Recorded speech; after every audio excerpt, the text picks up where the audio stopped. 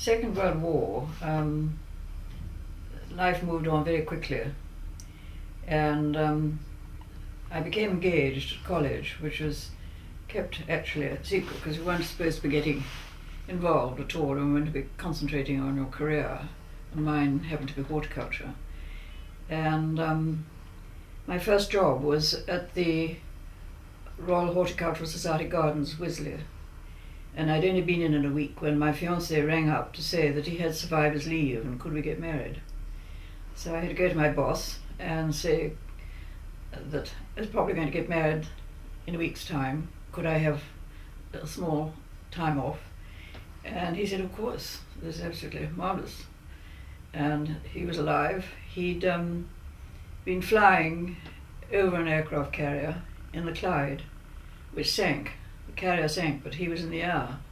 So he was saved. And we came back and we had a wedding, a special license.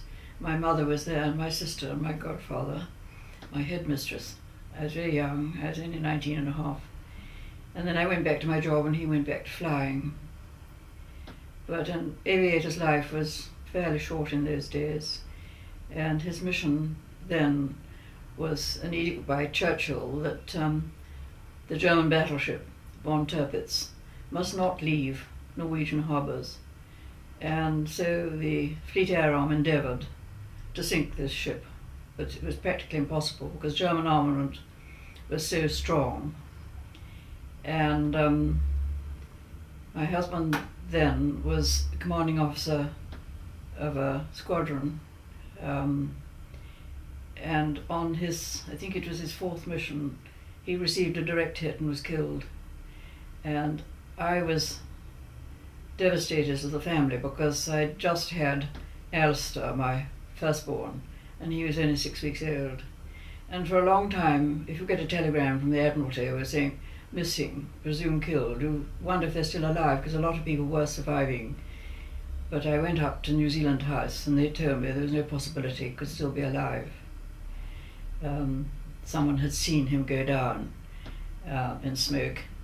So one had young widowhood, young marriage, one had widowhood and young motherhood all together before my 21st, which was a planned birthday party. And needless to say, we never really celebrated very much.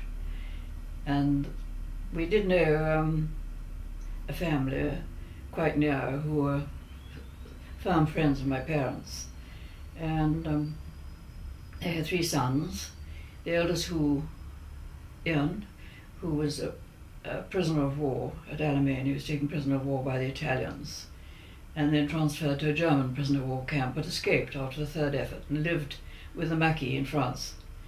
And then the youngest was Kenneth, and he was killed off Greece and buried at sea. But the middle one I became engaged to, and he was a submariner, and again their lives were short. And his plea was that they were going out to the Far East, the war hadn't ended, and that everyone on his submarine was either engaged or had a girlfriend or was married. So I thought, well, it'd be tragic if he was lost and he hadn't anyone to mourn for him. So I became engaged. And then, of course, the atomic bombs were dropped on Japan, and he was turned round and came back to England, and 6 months later we got married.